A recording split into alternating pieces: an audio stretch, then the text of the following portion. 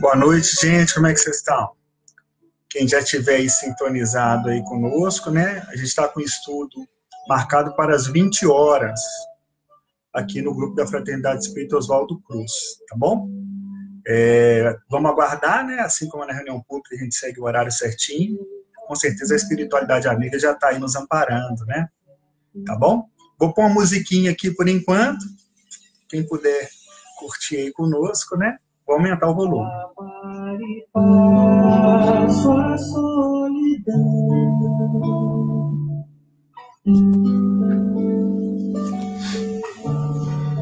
se o seu rumo é incerto. Algumas pessoas já estão chegando aí, né? Mara Pires, boa noite. Tereza Lopes, boa noite. Viu? Espero que vocês estejam me ouvindo bem.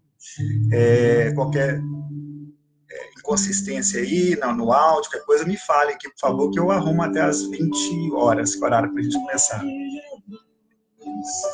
Senhor da cruz, espalhando luz,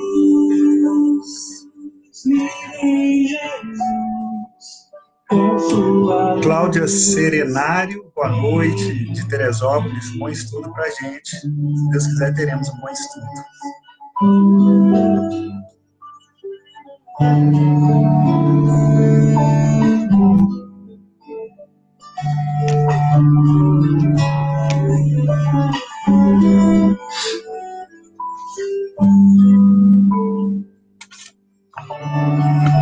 Sangue, suor, Senhor,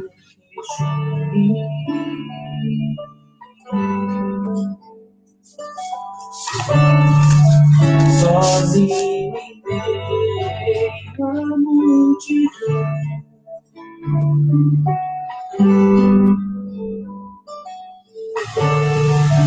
diz-me pra vocês perfume.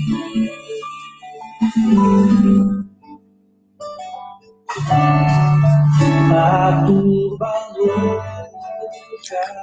Rafael entrou, mais gente entrou aqui. Marco Antônio Paz, boa noite. Eu estou ouvindo esse CD aqui, até vou fazer uma propaganda, né? Esse CD é do Hércules Mota. É lindo, assim. Esse CD chama Íntimo. Tá nessas plataformas digitais, tipo Spotify. E eu tenho também o CD físico de um dos discos dele. São músicas espíritas, assim, maravilhosas. Então, quem tiver acesso aí pode procurar. Fernando Coimbra entrando também. Boa noite. Marco Antônio Paz, né? Acho que já falei.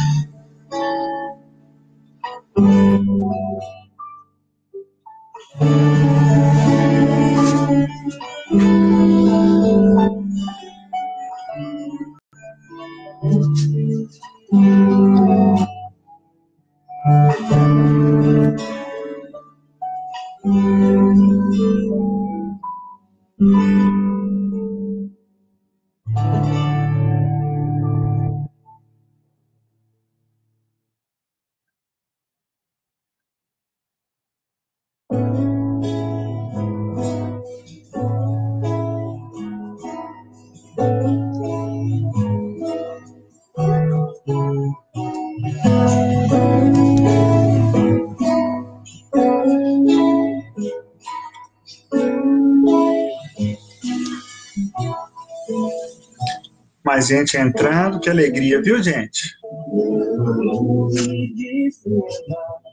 Brilho de luar, zoom de abelha, vento a cochichar, chuva na telha, a tamborilar, gosto de fruta, folhas a dançar de manhã. O sol vem. Fernando Coimbra entrou também, Rita Salles, né? Boa noite, muita paz pra gente. Boa noite, Fernando.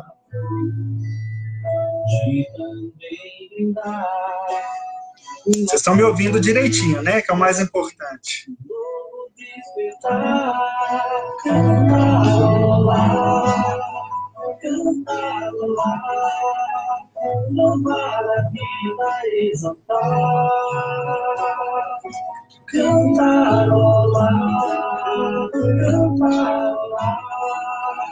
Louvar a vida, exultar.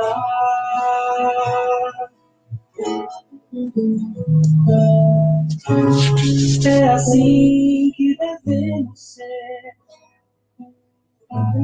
aprender com a natureza. Ó, mais gente aí entrando, Vânia, Ferrari, boa noite. O som tá perfeito? Obrigado pelo retorno aí, viu? Obrigado. Bom saber, viu? Andréa Bernardes, boa noite. Aves e flores, perfume no ar, azul encontro do céu com o mar, nuvem passageira. Suelaine, Sheila Coimbra também, boa noite, gente. Andréa Torres, Leonardo, boa noite aí para vocês, muita paz pra gente, né? 19h58 aqui, que eu vou seguindo aqui o horário, né? Às 20 horas em ponto a gente começa nosso bate-papo.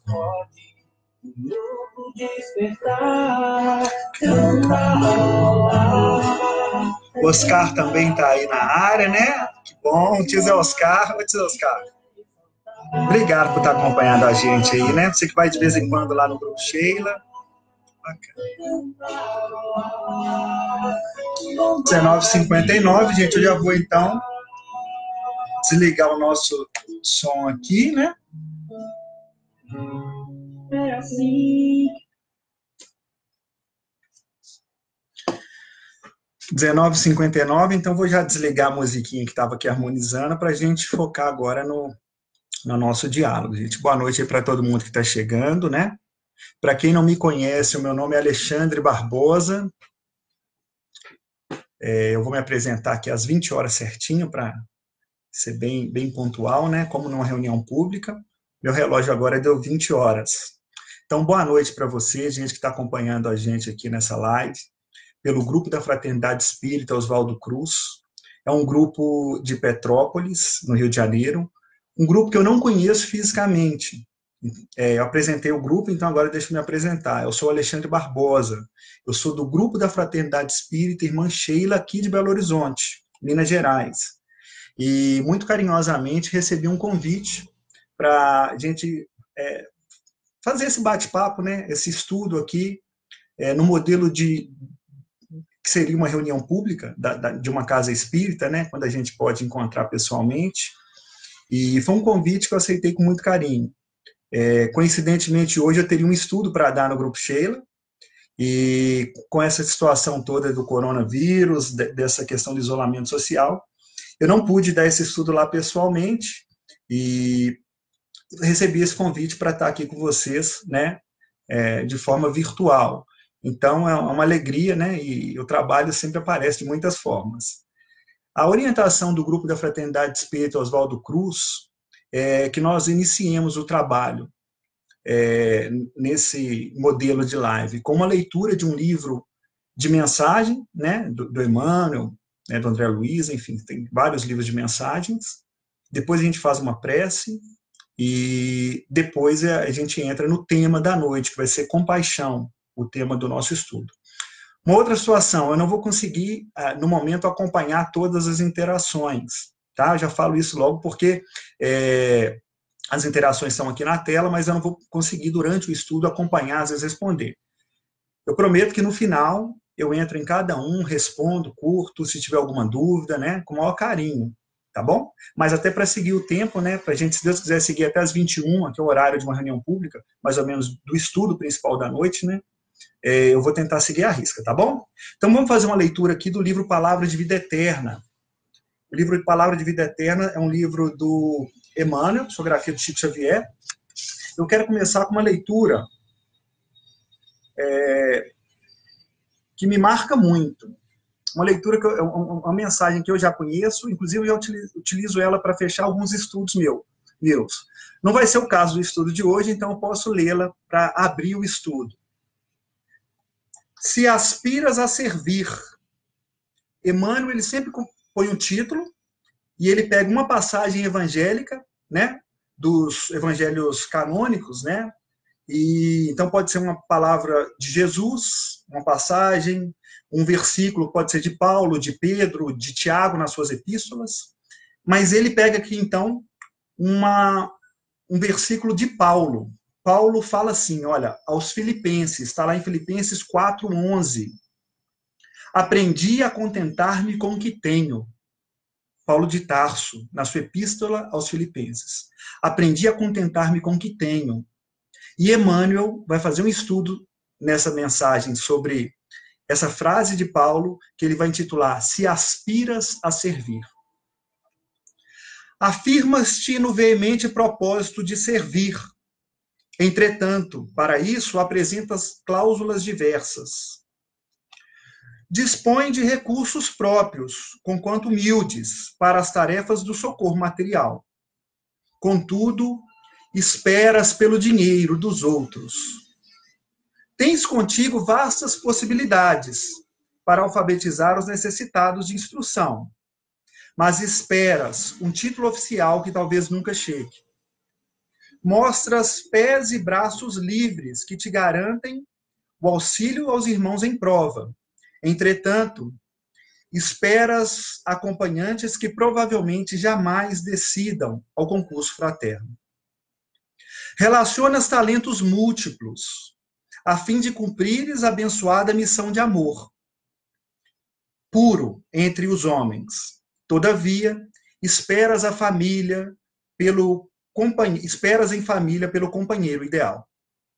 Se acordaste para a cooperação com Jesus, recorda a afirmativa de Paulo. Aprendi a contentar-me com o que tenho. E agora Emmanuel dá a virada aqui na mensagem, né? Ele vai falar assim para a gente, olha. Quando o apóstolo Paulo escreveu essa confissão, estava preso em Roma. Em torno dele, o ambiente doloroso do cárcere. Guardiães desalmados, companheiros infelizes, pragas e palavrões. Nem sempre o pão à mesa, nem sempre a água pura, nem sempre consolação, nem sempre uma voz amiga. No entanto, ao invés de desanimar o pioneiro do evangelho, cede vida e força, serenidade e bom ânimo de si próprio. Se aspiras a servir aos outros, servindo a ti mesmo no reino do Espírito, não percas tempo na expectativa inútil, pois todo aquele que sente e age com Cristo vive satisfeito e procura melhorar-se, melhorando a vida com aquilo que tem. Vamos fazer a nossa prece, então. Divino Mestre Jesus, amigo de todas as horas, nesses dias, Senhor, de confinamento, do ponto de vista da materialidade, de um isolamento social que se fez necessário, que possamos, assim como Paulo, quando escreveu essa mensagem que acabamos de ler, ele estava numa prisão e se colocou a serviço das igrejas, com suas epístolas, orientando, ajudando os irmãos que estavam no trabalho contigo, Cristo. Nós estamos em nossos lares, com os nossos familiares, com os nossos amigos. Temos o conforto, temos o amparo e temos a doutrina espírita, a nos iluminar a consciência. Então, só temos a agradecer.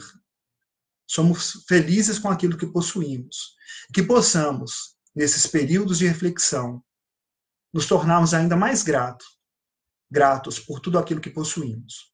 Que durante esses momentos que estaremos aqui juntos, nessa reunião virtual, embora distante fisicamente, possamos unir os nossos corações, os nossos pensamentos, em favor de nós próprios, dos nossos lares, em favor daqueles que necessitam nesse momento. Que assim seja. Bom, amigos, linda essa passagem, né, de Paulo. Né, aprendi a contentar-me com o que tenho. Possamos, então, né, estarmos nessa mesma vibração aí de Paulo. Bom, eu acho que a gente pode começar a falar, então, do tema da noite. Deixa eu dar uma última olhada aqui nas pessoas chegando, ó, que eu falei que eu não vou conseguir interagir muito mais durante o estudo, né? Bastante pessoas aí nos seguindo, com certeza aí do grupo da Fraternidade Espírita Oswaldo Cruz, os amigos do Sheila, aqui do grupo da Fraternidade Espírita Irmã Sheila, que eu também pude convidar. Para quem não me conhece, então, meu nome é Alexandre Barbosa, eu sou do grupo da Fraternidade Espírita Irmã Sheila, do Centro-Oriente, aqui de Belo Horizonte. E a convite, né, dos colaboradores aí, do grupo da Fraternidade Espírita Oswaldo Cruz, eu aceitei, né, poder participar desse momento aqui com vocês, num modelo aqui de reunião pública, o que seria uma reunião pública, mas que, na verdade, é mais um modelo de culto no lar. Eu acho que a gente está fazendo um culto no lar público, né, cada um nos seus lares aí, seguindo conosco em pensamento, em sentimento aqui, no que a gente se propõe a falar hoje. O nosso tema é compaixão. E uma primeira situação que eu gosto de colocar acerca desse tema, para nós que falamos nas casas espíritas, né? Eu falo todas as quintas-feiras, praticamente no grupo Sheila, na reunião pública que eu participo, eu falo do Livro dos Espíritos, né? E nos estudos que a gente dá em outras casas. O primeiro ponto é que a gente está aqui numa situação apenas de quem preparou antes para falar para vocês, né? Não na posição de quem já domina e conhece o assunto e por isso pode falar com autoridade. Longe disso, sem falsa modéstia, né? Quem me conhece sabe. É muito difícil falar daquilo que você não tem ainda. Então, compaixão, né, no preparo desse estudo, não é a primeira vez que eu falo dele, eu já falei desse tema presencialmente, né? E é verdade, assim, quando a gente prepara para falar de um tema como esse, a gente se vê em situações em que a gente tem o conhecimento, entende, né, pela consciência, pelo raciocínio, o que vem a ser essa compaixão que o Cristo nos propõe, mas a gente se vê ainda um pouco distante disso na prática, né? Então a gente não fala daquilo que a gente sabe, não, a gente pode até saber, mas é aquilo que a gente pratica, né? Quando a gente fala de um tema desse, eu falo por mim. Mas com todo carinho eu preparei para nós, juntos, né, podermos aprender um pouquinho mais sobre o tema, e aprendendo a gente vai caminhando para um dia conseguir praticar. A passagem evangélica que vai encabeçar o nosso estudo é uma passagem que está lá em Mateus, capítulo 5, versículo 7, quando Jesus, no Sermão do Monte, né, ele, vendo a multidão, sobe ao monte, né, e seus discípulos aproximam dele, então ele assenta e os discípulos aproximam, e ele então começa a ensinar a multidão e aos discípulos que estão perto. E ele vai falar, então, das bem-aventuranças. E a mensagem que vai conduzir o nosso estudo é a passagem que vai falar: bem-aventurados os misericordiosos, porque alcançarão misericórdia. O capítulo 5 de Mateus, né, o Sermão da Montanha, está entre as passagens mais belas do Evangelho. Capítulos 5, 6 e 7. O 5 é o que começa o Sermão da Montanha. Então, nós temos ali um resumo da doutrina moral do Cristo. Então, quando a gente fala de bem-aventurados os misericordiosos, né, Jesus está falando assim: felizes os que têm misericórdia, porque eles alcançarão misericórdia. Nós vamos tentar seguir aqui 3 pontos do estudo: compaixão pela miséria alheia, esquecimento e perdão das ofensas, e o último item, perdoai para que Deus vos perdoe. Isso é que esses 3 itens são os que vão conduzir nosso estudo. A bibliografia que eu utilizei para preparar esse estudo foi o Evangelho segundo o Espiritismo, no capítulo 10, que vai falar Bem-aventurados os misericordiosos. Tem o livro Luz Imperecível de Honório Abreu, o livro Espírito da Verdade, que é do Chico Xavier e do Valdo Vieira. Diversos espíritos mandam mensagens para o Chico nesse livro. O livro da Esperança, do Emmanuel e do Chico Xavier. E o livro Palavras de Vida Eterna, esse livro que eu comecei a leitura aqui da noite. Ok? Então vamos lá. Compaixão. O que vem a ser compaixão, né? A gente às vezes fala, eu sei o que é compaixão, é fácil, tranquilo. Mas quando a gente prepara um estudo como esse, a gente quer um pouquinho mais fundo. Eu sei, mas às vezes eu não sei explicar o que é compaixão. E aí eu encontrei uma definição muito legal. Compaixão é um substantivo feminino, né? A compaixão.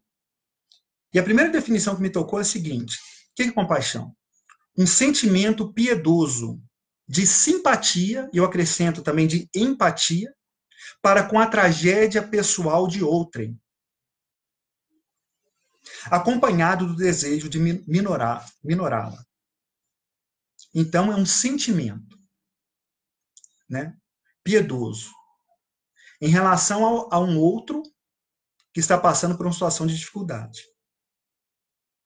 Aqui fala tragédia pessoal, né? Quem nunca teve uma tragédia pessoal? E aí, como a gente está falando de bem-aventurados os misericordiosos, eu fui na definição também de misericórdia. É um substantivo feminino também, a gente fala a misericórdia, né? E olha como é parecido. Sentimento de dor e solidariedade com relação a alguém que sofre uma tragédia pessoal. Mais uma vez é colocada essa questão da tragédia pessoal, né? Ou alguém que caiu em desgraça. Se eu pegar uma palavra que pode ser sinônima de misericórdia, entre as palavras piedade vai estar também compaixão. Então, misericórdia e compaixão, né, são sinônimas, né? E aí tem uma outra definição de misericórdia, e essa me tocou um pouco mais. O que é misericórdia? Ato concreto de manifestação desse sentimento. Olha que interessante. É um sentimento de solidariedade em relação a alguém que passa por uma tragédia pessoal. Então, é algo que vem do coração. Então, não é conhecimento, é sentimento. Mas tem uma definição que fala assim, é o ato concreto de manifestação desse sentimento. E aí me veio à cabeça assim, ato concreto, né? Qual seria um ato concreto de manifestação da misericórdia? O próprio dicionário aqui ainda não é espírita, fala em perdão, indulgência, benevolência, clemência. Tudo isso é ato concreto de manifestação da misericórdia. E eu fiquei pensando no Evangelho, né? Um ato concreto. O Evangelho é cheio de sentimento, mas ele é cheio de ato concreto, de exemplos. Na parábola do bom samaritano, que não é o nosso tema de hoje, né? É compaixão, mas ela ilustra bem isso.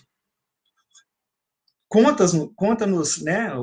O evangelista, no caso lá em Lucas, no capítulo 10, ele vai falar que um doutor da lei procura Jesus. Um doutor da lei, um perito da lei, aquele que tem conhecimento. Conhecimento. Sabe tudo da lei antiga, a lei mosaica. E ele procura Jesus para falar, né, mestre, o que devo fazer eu para herdar a vida eterna? E Jesus fala com ele, né, você tem a lei, você é um doutor da lei, você conhece a lei. O que diz a lei? E ele sintetiza bem a lei. Ele era conhecedor da lei mesmo, esse doutor que procura Jesus. Porque ele fala assim, a lei nos manda amar a Deus sobre todas as coisas, né? De todo o meu entendimento, de todo o meu sentimento, de toda a minha alma. E amar da mesma forma o próximo como a mim mesmo. É isso que manda a lei. Jesus fala, faze isso. Você tem, vamos colocar assim, a receita certinha para herdar a vida eterna. Amar a Deus e ao próximo. Mas aí, como esse doutor da lei, quem pensa muito, né, e sente pouco, quer questionar, às vezes sem parar para digerir, ele ainda argumenta com Jesus, mas quem é meu próximo? E aí nós temos, então, Jesus fala, eu vou te falar quem que é o próximo. e conta a parábola do bom samaritano. Em síntese, né, para o nosso estudo hoje, conta-nos o evangelista que Jesus, né, conta nessa passagem que descia de Jerusalém para Jericó um homem, e quando ele está na sua caminhada, na sua trajetória, ele é assaltado, né? E os assaltantes, então, batem nele, deixam ele desnudo, levam tudo dele e deixam ele lá desmaiado. E no mesmo caminho vem, então, um doutor da lei, um sacerdote, quem conhecia muito a lei. E ele, vendo o homem, o que ele faz? Ele passa para o outro lado. Ele desvia do caminho e segue o caminho dele. E da mesma forma vem o levita. O levita tinha conhecimento da lei também, participava do culto no sinédrio. Ele não era ignorante. Ele sabia o que Deus mandava, amar a Deus e ao próximo. E ele, vendo o homem também, não quis se comprometer, passou do outro lado. E vem o samaritano, que nessa cultura judaica, e a história nos mostra isso, era um povo considerado impuro. Era o que nem entrava no templo de Jerusalém. Na verdade, eles nem entravam em Jerusalém. E um samaritano, então, ele estava de passagem, ele não era da região, e ele vem, então, no seu cavalo, vê o homem, o que ele faz? Ele se compadece. Ele se compadece daquele homem. E ele desce. E ele serve aquele homem. A leitura do começo do nosso culto aqui hoje foi falando de Paulo, né? Aprendi a contentar-me com o que tenho. O Emmanuel falando, quem aspira a servir em nome de Cristo, tem que servir com o que tem. Não pode esperar. Ah, mas eu não tenho isso, como que eu vou ajudar? Ah, eu não tenho dinheiro. Ah, não, a minha família não me ajuda. Ah, não, eu não tenho um trabalho que me dá uma renda muito boa. Esse samaritano, o que ele tinha? Ele estava de passagem, ele era um viajor. O que ele tinha, ele serviu. Ele desceu e conta-nos que ele pegou, enfaixou as feridas, untou com azeite e com vinho, então fez asepsia, cuidou dele. O que ele tinha? Ele tinha a cavalgadura dele. Ele pôs, então, esse homem desconhecido no seu cavalo e desceu até uma hospedaria. E na hospedaria, então, ele cuidou do homem a noite inteira. E porque ele tinha um compromisso, ele não largou o compromisso dele, porque ele estava de passagem, ele, então, fala com o dono da hospedaria, deixa 2 denários, ele deixa dinheiro suficiente para ele ficar lá mais um tempo e fala, olha, eu estou a caminho de um compromisso. Toma aqui 2 denários. Serve a esse homem que está sobre minha custódia aí o que for necessário para ele. E se os 2 denários, o dinheiro que eu deixar não for suficiente, quando eu voltar eu pago. Ato concreto. Nós estamos falando aqui de misericórdia e compaixão, na definição de um sentimento que nos liga em relação à tragédia pessoal de outrem.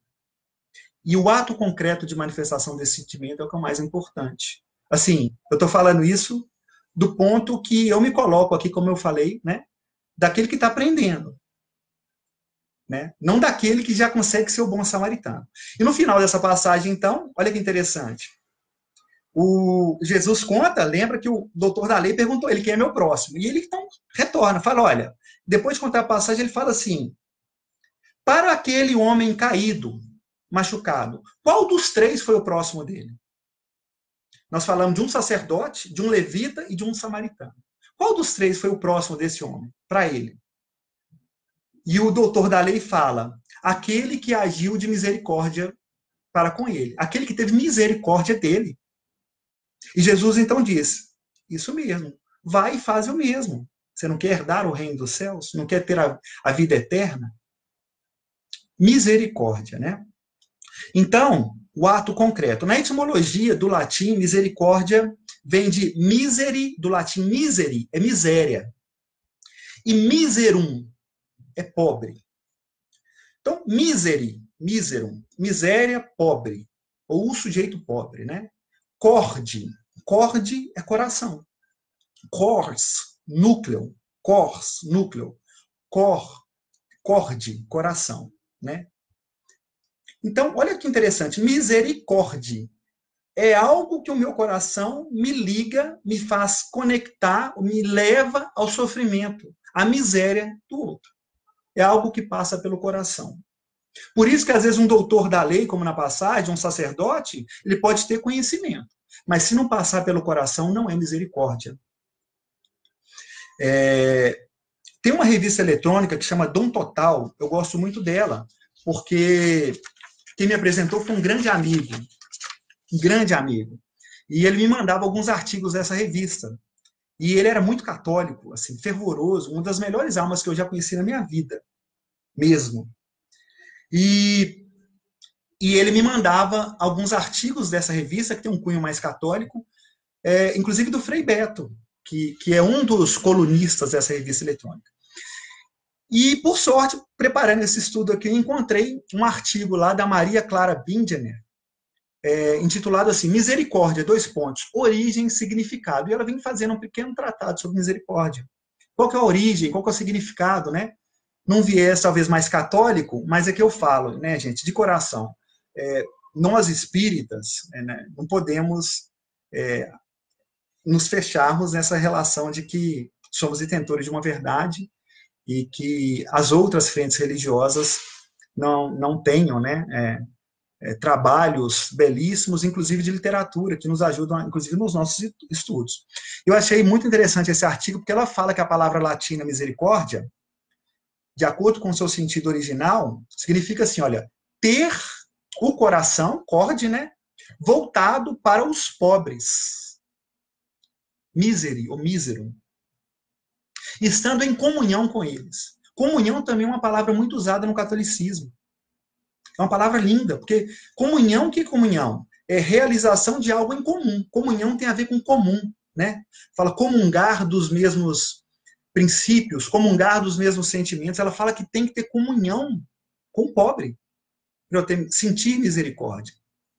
E ela fala do cardeal e teólogo Walter Casper, que a definição dele, olha só, é sentir afeto pelos pobres, é amar aos pobres, amar os pobres.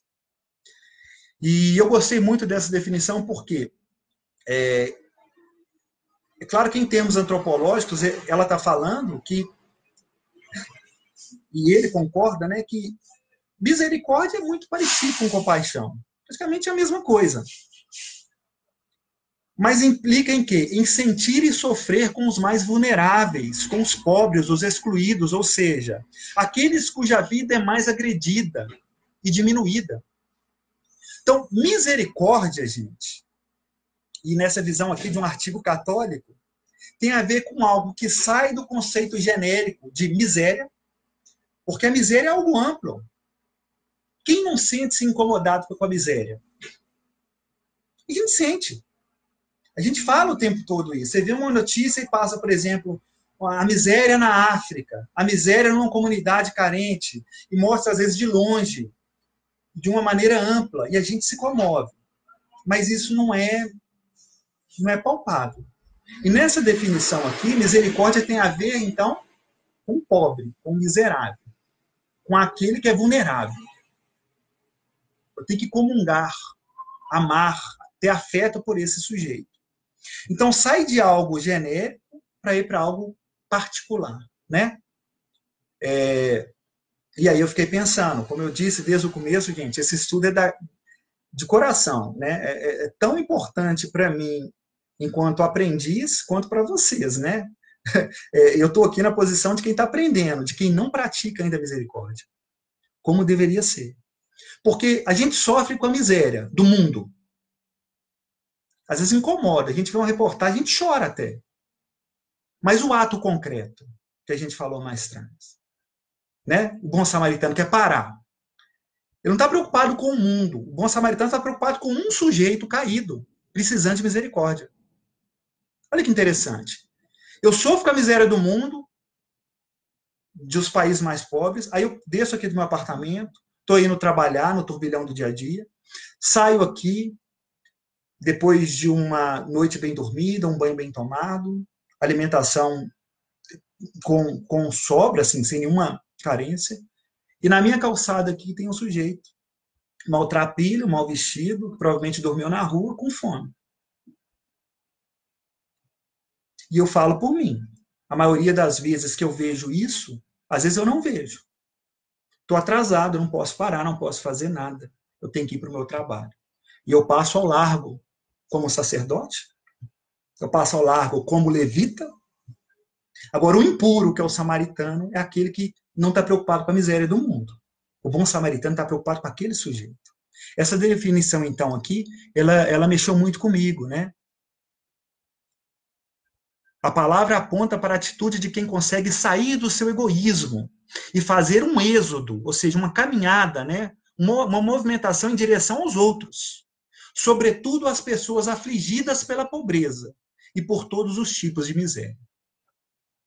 Então, a gente vai entender quando Jesus, com a multidão, no capítulo 5, que é o Sermão da Montanha, ele não estava cercado pelos afortunados do mundo, não, né, gente? A gente sabe disso. Ele está cercado pelos miseráveis do mundo. Por que que fala? A gente tem que estar com o coração voltado para aqueles, né, que estão afligidos pela pobreza e por todos os tipos de miséria. Um idoso que está largado da família, ele está numa miséria, às vezes, afetiva ali. Um doente, que às vezes tem também condições até de ser tratado, mas está no leito do hospital, recebendo até o tratamento digno em termos de cuidados em relação à doença, mas às vezes está carente de afeto. É um miserável em relação ao afeto. Né? Então, assim, esse olhar nosso, a gente vai ver que Jesus estava nesse momento em que ele expressa com maior profundidade a sua doutrina moral, no momento que ele estava cercado de miseráveis, sim. De famintos do pão físico a sedentos da água espiritual. Tinha gente ali de todos os tipos. Menos afortunados da terra. Menos quem estava saciado. Todo mundo estava com fome e sede. E é nesse contexto, então, que ele se assenta e, falando para a multidão e para os discípulos, ele fala, né, bem-aventurados os pobres de espírito, porque deles é o reino dos céus. Bem-aventurados os que choram, porque serão consolados. Bem-aventurados os mansos, porque eles herdarão a terra. Bem-aventurados os que têm fome e sede de justiça, porque eles serão fartos. Bem-aventurados os misericordiosos, porque eles alcançarão misericórdia. E ele vem falando, então, das outras bem-aventuranças. Né? E aí tem uma série de questões que a gente pode pensar nessa multidão. Jesus ensinava a multidão, e nós muitas vezes somos essa multidão. Sedentos, carentes, se não do pão físico, mas da água espiritual, da verdade. Né? É por isso que nós adentramos a casa espírita ou qualquer templo religioso, porque nos falta desse pão e dessa água. Mas em alguns momentos nós já somos discípulos, aqueles que são mais próximos do Cristo. Então ele ensina para a multidão dos discípulos, né? Se tiver no momento da multidão, aprenda. Se tiver no momento de discípulo, aprenda. E vá servir a multidão. Porque aquele que quer caminhar com Cristo tem que servir a multidão, que são os pobres, né? Os que estão carentes ali de alguma coisa. Então, é fato, né, que nós precisamos caminhar aí com muita tranquilidade, claro, sem dar um passo maior do que as pernas, mas caminhar para rumo a essa misericórdia que o Cristo nos ensina. O Sermão da Montanha ele vem ali depois das bem-aventuranças falando, né? Vós sois o sal da terra. Falando para a gente. Olha, aqui tem gente carente de tudo quanto é forma, mas olha, vocês são o sal da terra. Vós sois a luz do mundo. Não se pode edificar uma cidade, não se pode esconder uma cidade edificada sobre um monte. Ela está lá, todo mundo vai ver. Nem se acende uma candeia e se coloca debaixo do alqueire, né, na vasilha. Coloca no velador que é alto, para que ela dê luz a todos. Brilhe a vossa luz diante dos homens, para que eles vejam as vossas boas obras e glorifiquem a vosso Pai que está no céu. Porque quando a luz brilha, o que parece que é a ação nossa vai clarear uma série de pessoas e eles não vão enxergar o ego. Quando é feito de coração, eles vão enxergar a Deus e vão querer ajudar também. Então, Jesus vem falando de tudo isso.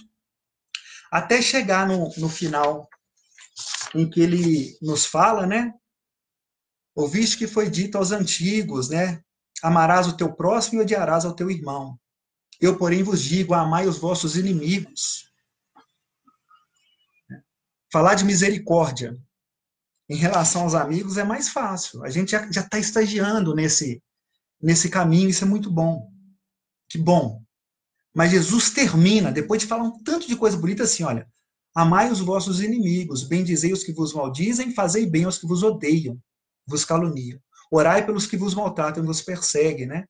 Para que sejais filhos do vosso Pai. E olha que interessante, por quê? Porque o vosso Pai, o nosso Pai, né? Ele quis pegar a referência. Por quê que a gente tem que ser misericordioso? Porque Deus faz que o sol nasça, né? Que o sol se levante para bons e maus. Que a chuva desça sobre justos e injustos. O sol é a matriz da vida. O sol é a fonte de cor, de luz. É a fonte de tudo. E Deus não escolhe, olha, sol, nasça para o bom. Não, aquele ali não foi tão bom. Sol, não nasce para ele, não. Não beneficia o infrator. O sol nasce para todos. A chuva, ela desce para justos e injustos. Deus não fala assim, olha, aquele ali, ele se preocupou com o campo, né? Ele cultivou o campo, preparou a terra. A chuva vai cair naquele terreno dele. Aquele ali foi preguiçoso. Ele não arou a terra dele, não caia lá a chuva. Deus não faz isso. É por isso que Jesus fecha falando assim, olha, a luz de vocês tem que brilhar. Mas não esqueçam da misericórdia, porque Deus é assim. Ele fala assim, sede vós perfeitos. É o último versículo do capítulo 5 de Mateus. Sede vós perfeitos, como é perfeito o vosso Pai Celestial. Porque Deus é justo. E na doutrina espírita a gente aprende isso. Porque senão, como seria o mundo, né? Quantos infratores existem? Quantas situações existem de pessoas que estão colhendo dificuldades por questões que foram feitas, equivocadas no passado. E a gente sabe, não, Deus seria muito mal se não fosse justo. A pessoa está colhendo uma dificuldade sendo que ela não fez algo de errado. Não. Ela está colhendo porque ela não semeou o bem. É justo. Só que vamos pensar assim, olha, nessa passagem de Jesus, quando ele fala do sol e da chuva. Ele fala assim, com a justiça, Deus não abre mão da justiça, mas ele continua beneficiando a todos. O sol e a chuva para simbolizar a vida, o alimento. Deus está beneficiando a todos. A justiça dele não é maior do que a sua bondade, do que a sua misericórdia. Nosso tempo é compaixão. Bem-aventurados misericordiosos. E aí eu gosto muito de colocar assim, na doutrina espírita a gente aprende muito sobre justiça.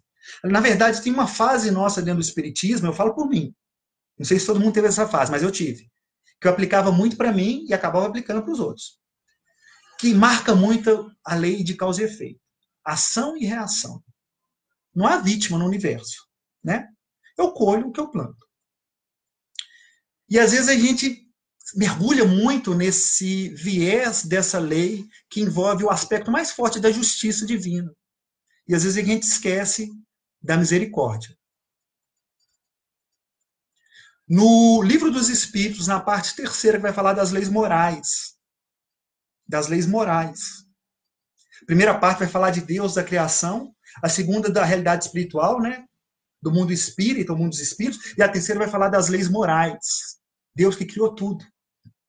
E há uma sugestão de uma divisão das leis morais. Em lei de adoração, de conservação, de destruição, a gente tem lá a lei de reprodução, a gente tem lei de igualdade e liberdade. A última lei, a gente fala lei de justiça. Então existe uma lei de justiça. Não é lei de justiça que está lá. É lei de justiça, vírgula. Lei de justiça, vírgula. De amor e caridade. Justiça, amor e caridade. Existe uma lei de justiça no Espiritismo? Não. Existe uma lei de justiça, vírgula, de amor e caridade. Deus aplica a justiça com misericórdia e bondade. Então é bom a gente ter isso, quando a gente pensa em misericórdia. E muitas vezes, como eu disse, né, nós espíritas temos um conhecimento que às vezes nos faz ficar muito ávidos assim, pela justiça. Procurar pela nossa vida, e realmente é importante a gente saber, não, olha, pera lá, isso que está chegando para mim que não é tão legal, eu não sou a vítima do destino, né? Deus sabe o que faz, e eu sei que alguma coisa Eu não fiz tão legal para estar colhendo. Mas isso tem um caráter pedagógico e eu não posso ter dúvida de que se Deus fosse aplicar a justiça dele sem amor e sem caridade, eu falo, para mim e para o mundo, estaríamos todos fulminados. Se Deus aplicasse a justiça dele sem amor e sem caridade, a gente não estaria passando por esse momento de coronavírus, de Covid-19, da maneira que nós estamos. Não estaríamos, mesmo. Porque no meio desse transtorno todo, a gente consegue ver muita misericórdia, sabe? Muito amor. Muitos movimentos como esse que nós estamos fazendo aqui, de buscar, né, soluções para nos aproximarmos, para continuarmos tentando caminhar para o nosso progresso moral, espiritual, para o bem. Muitas pessoas se ajudando, famílias, e às vezes estendendo, né, essa ajuda, que é o ideal, para quem não é da família. Então, tem uma diarista que ela não pode me atender, a gente vê isso. Não estou falando de mim, estou falando que a gente vê nos movimentos, né? E às vezes as pessoas falam, não, minha diarista não pôde atender, mas eu vou dar uma ajuda de custo para ela, e nesse momento, e eu faço o serviço dela. E eu vou até valorizar mais o serviço dela. Né? Não ter aquele sentimento de, nossa, estou fazendo um favor para ela de pagá-la para arrumar a minha casa. Longe disso, né? Nesse momento a gente está vendo.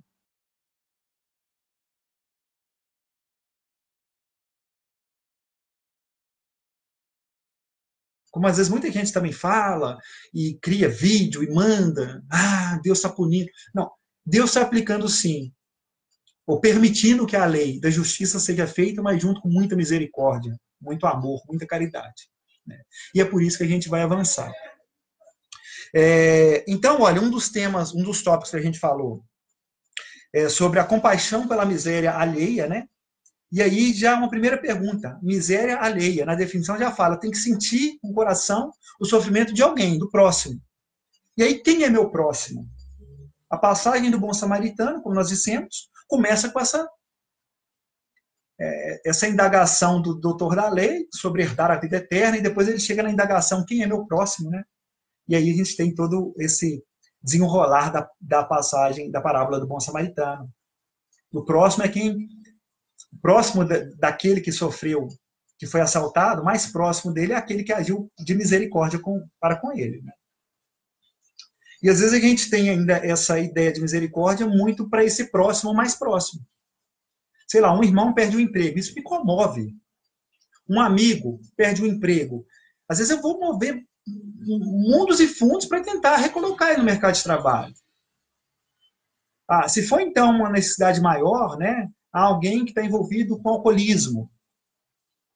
Meu primo, não é próximo, eu conheci ele, um cara bacana, eu tenho que ir lá ajudá-lo. Mas quem é meu próximo? Né? Aí é só meu irmão, minha mãe, meu tio, meu amigo mais íntimo, né? A compaixão pode começar e deve com esse mais próximo. Eu não vou nem falar de uma mãe para com o filho. A compaixão de uma mãe para com o filho é um exemplo tão grandioso da misericórdia e do amor e de um ser que se aproxima muito de Deus porque não está visando só justiça, mas também amor e misericórdia. Se não fosse as mães, eu me arrisco a dizer que os presídios hoje não receberiam visitas. Praticamente. Só de um ou outro advogado por obrigação, um ou outro sacerdote também pela sua vocação, não mais. E as mães estão lá, com aqueles que erraram perante a lei dos homens, enchendo nas suas visitas os presídios, os hospitais, né? Então, quem é meu próximo? Legal começar com os mais próximos. Agora, a parábola do bom samaritano não fala assim, olha, fala que um homem descia de Jerusalém para Jericó, um homem. A única definição que nós temos desse sujeito é que é um homem. Poderia ser uma mulher, mas é um homem.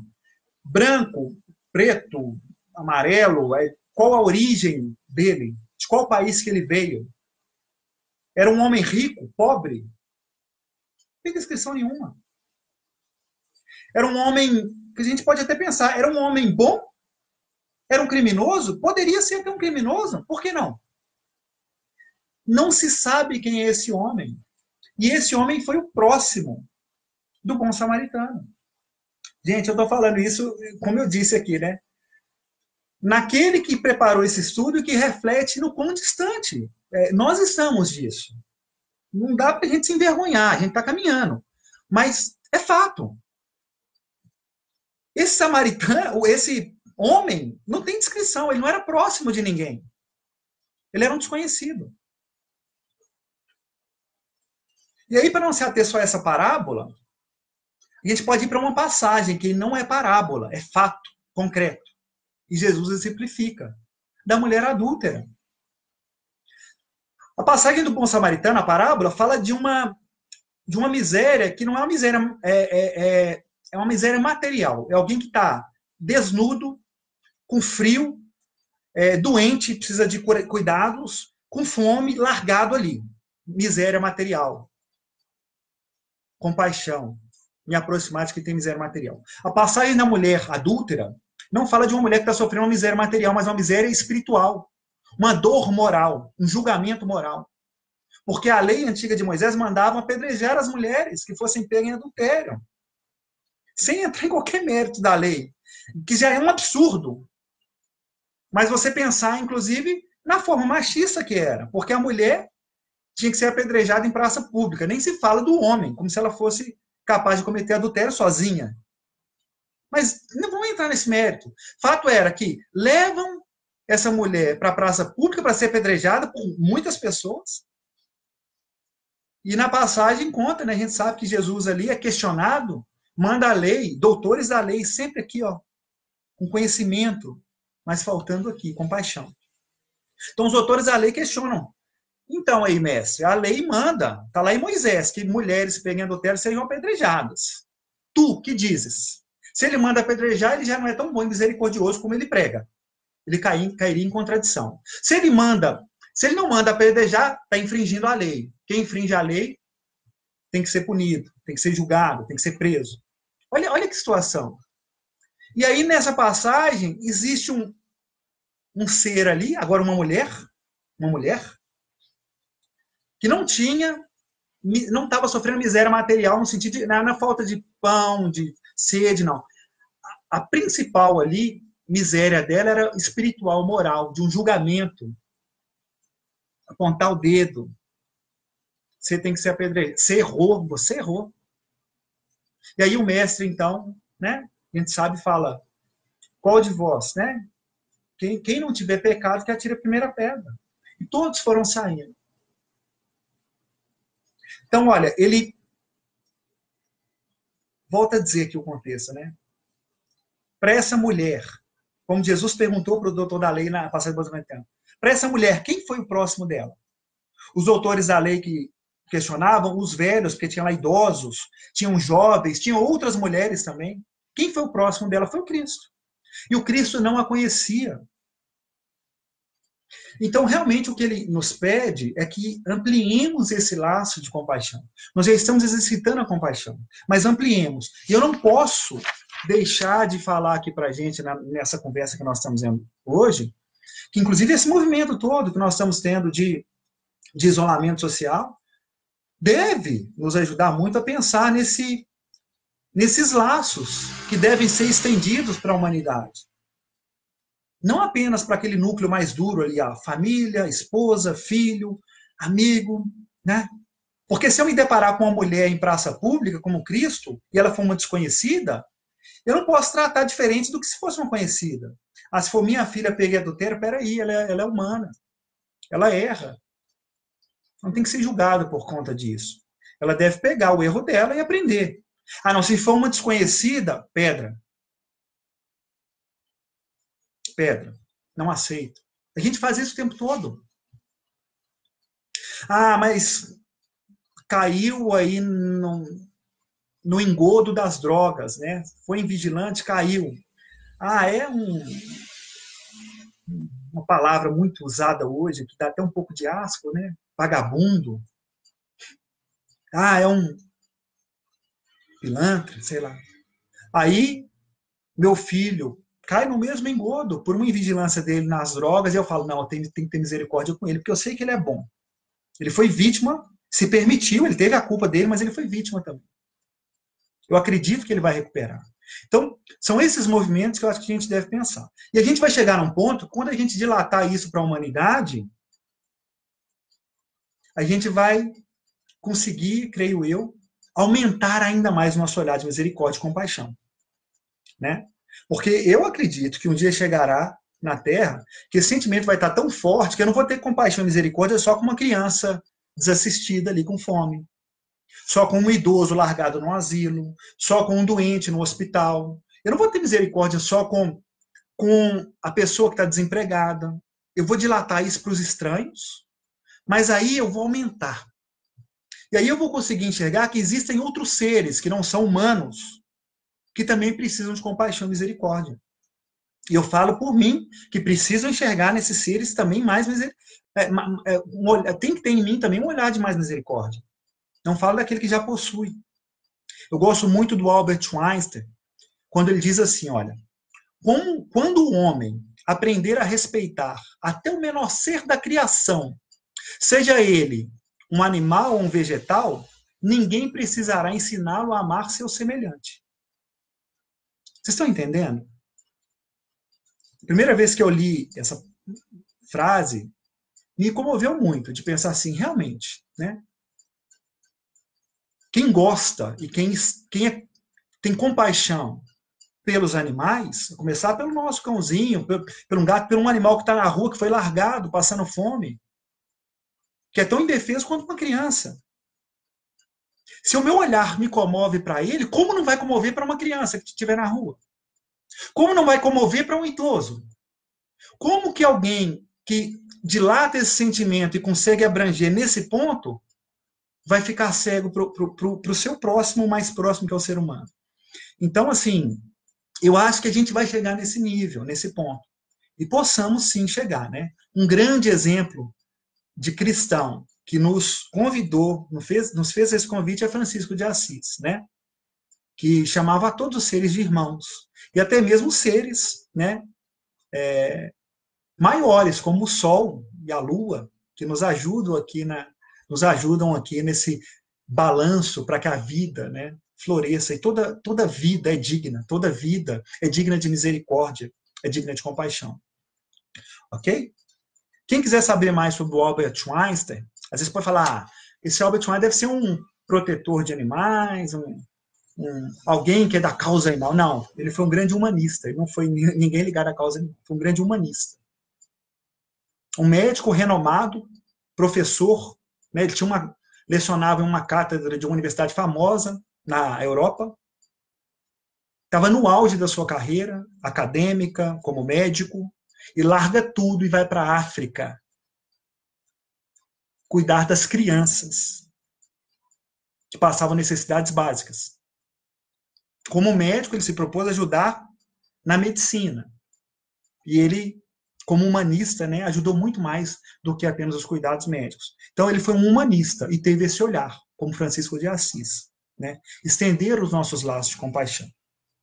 Gente, o tempo passa muito rápido, como eu falei, né? Eu não consigo interagir aqui, mas fico feliz com tantas pessoas participando. E eu vou responder cada um com o maior prazer, com a maior alegria. Eu espero que a gente esteja contornando, cercando ao máximo o tema. E, claro, é impossível falar em 50 minutos, 55, tudo. Mas, como eu passei no começo, tem as obras de referência. Eu acho que vale muito a pena a gente depois pegar e estender esse estudo, cada um no seu lar aí. Como eu disse aqui, a gente está muito mais a semelhança de um culto no lar comunitário do que propriamente uma reunião pública. Então, eu queria te colocar aqui para a gente chegar perto do nosso encerramento. Tem um conto aqui que eu não posso deixar de passar. Na verdade, são dois. Espero que eu tenha tempo para isso. Mas um está no livro Espírito da Verdade, que fala de Tocaia. De Tocaia. O título, né? Quem assina é Hilário Silva. E acho que vale muito a pena vocês lerem em casa com mais vagar. Né? Em síntese, fala de um trabalhador espírita chamado Luiz Borges, tarefeiro dedicado de uma casa espírita de São Paulo. Esse livro foi psicografado pelo Chico Xavier. e pelo Valdo Vieira. E que ele atravessava uma avenida, Avenida São João, lá na capital, quando foi alvejado por um tiro de revólver. E ali teve um rebuliço, igual a gente está acostumado. E um vai, um vem, não sei o quê, e liga para lá, guardas ia subir, multidão gritando. Então, um pobre moço desconhecido, ele foi preso ali naquele momento e levado lá à presença da vítima, que foi o senhor Borges, Luiz Borges, esse trabalhador casa espírita. E aí, o senhor Borges ele estava assustado, mas ele estava sereno. A bala atingira o livro que ele carregava no peito, o Evangelho segundo o Espiritismo. Bateu aqui, ó. E aí, aquilo ali acalmou ele um pouco, e o moço, então, que estava perto ali, já algemado, pede desculpa para ele. Fala, olha, o tiro foi casual. Ele estava pálido, o jovem. Luiz Borges, então, ele, buscando paz ali, ele falou, olha, eu vou abrir o Evangelho. Esse mesmo que foi alvejado aqui, que me salvou. Vamos ver qual que é a mensagem. O Evangelho, ainda chamuscado pelo tiro, ele abre, e aqui nesse conto, né, a guisa aqui de uma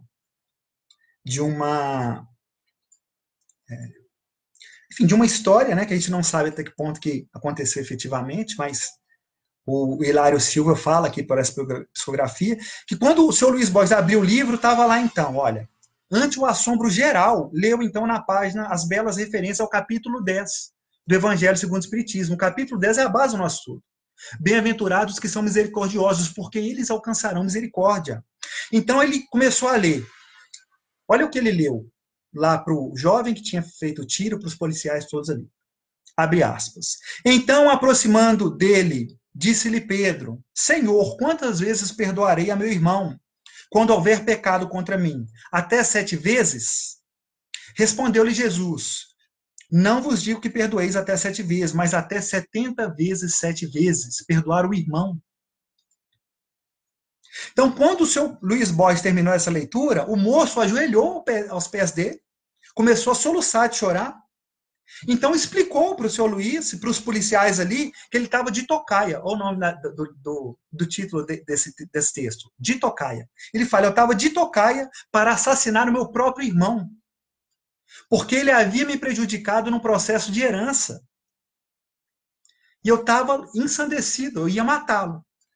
E eu prometo, ele prometeu que não ia fazer isso mais, que ele estava muito arrependido.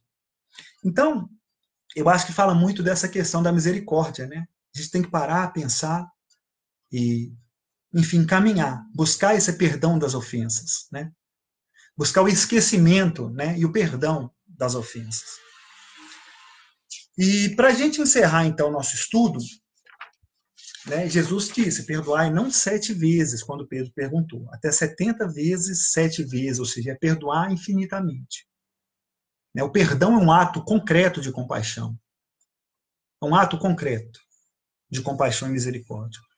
Eu vou encerrar com uma leitura aqui de um texto do livro Alvorada Cristã, psicografia do Chico Xavier. É um texto do irmão Lúcio, do Neio Lúcio, e do espírito Neio Lúcio, né? E é assim, olha, para a gente encerrar e fazer a nossa prece. O Peru pregador. Conta-nos que um belo Peru, após viver longo tempo na intimidade de uma família que dispunha vastos conhecimentos evangélicos, um Peru, bicho Peru, glu-glu, ele aprendeu a transmitir os ensinamentos de Jesus, esperando-lhe também as divinas promessas. O Peru ficou encantado com aquela família que pregava, que fazia culto sobre Jesus. Isso é uma fábula, né, gente? E aí ele ficou tão surpreso, tão assim, admirado com esse Jesus, que ele começou a ficar versado. Ele escutava todo dia, ele começou a entender. Então ele começou a aprender, né, o Evangelho de Jesus. E ele se passou, então, ele se propôs a divulgar, a propagar o Evangelho entre as outras aves. Então, fala que de quando em quando era visto ele a falar na sua estranha linguagem, né? Glá, glé, gli, gló, glu, glá, glá, gló, glu, né? Naturalmente não era entendido pelos homens, mas as aves entendiam. Neio Lúcio fala aqui, olha, os perus, as galinhas, os gansos, os marrecos, bem como os patos, entendiam perfeitamente. Então era o Peru pregador do Evangelho. Ele começava os comentários das lições do Evangelho e o terreiro enchia-se logo. Até os pintinhos vinham, né, debaixo das asas da mãezinha ali, vinham lá escutar o peru pregador. Falar do Cristo, né? É muito consolador. Então começavam os comentários e todo mundo vinha ali ouvir. O peru, muito confiante, assegurava que Jesus era o Salvador do mundo, que viera alumiar o caminho de todos e que, por base de sua doutrina, colocara o amor das criaturas, umas para com as outras, garantindo que esse amor era a fórmula da verdadeira felicidade na Terra. Ele dizia que todos os seres, para viverem tranquilos e contentes, deveriam perdoar os inimigos, desculpar os transviados e socorrê-los. Olha o bom samaritano aqui, né, a passagem. O peru foi um bom entendedor, né? As aves passaram a venerar o evangelho. Todavia, Neio Lúcio que narra aqui, viu? Chegando o Natal do Mestre Divino, o Natal, Jesus, eis que alguns homens vieram aos lagos, galinheiros, currais, e depois de se referirem excessivamente ao amor que dedicavam a Jesus, lançaram frangos, pintinhos e perus, matando-os ali mesmo, ante o assombro geral das aves. Houve muitos gritos, lamentações, mas os perseguidores, alegando a festa do Cristo, distribuíram pancadas e golpes à vontade. Até mesmo a esposa do peru pregador foi também morta. Grande desolação ali no terreiro. Quando o silêncio se fez no terreiro, ao cair da noite, havia em toda parte tristeza e irremediável angústia de coração. As aves aflitas rodearam então ali o peru, né? E crivaram-no de perguntas. Como louvar esse Senhor que aceitava tantas manifestações de sangue na festa do seu natalício? Como explicar tanta maldade por parte dos homens que se declaravam cristãos e operavam tanta matança? Não cantavam eles hinos de homenagem ao Cristo? Não se afirmavam discípulos dele? Não entendiam que era o amor a sua mensagem? Precisava então de tanta morte, tanta lágrima para referenciar esse Senhor? E o pastor alado, né, o peru, então ele estava também aos frangalhos ali, ele pede para responder no outro dia. Fala, olha, eu vou dormir. No outro dia, então, ele ainda estava cansado e oprimido, mas naquela manhã radiante de sol, né, do Natal, ele esclareceu aos companheiros que a ordem de matar não vinha de Jesus, que preferia a morte ao madeiro. Jesus preferia morrer no madeiro, a ter que justiçar com as próprias mãos.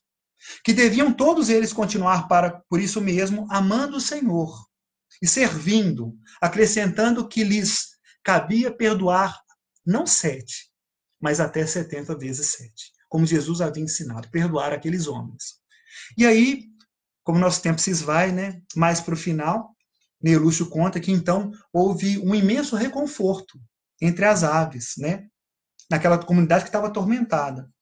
Porque eles entenderam que o próprio Senhor, para alcançar a ressurreição gloriosa, também aceitara a morte de sacrifício igual a elas.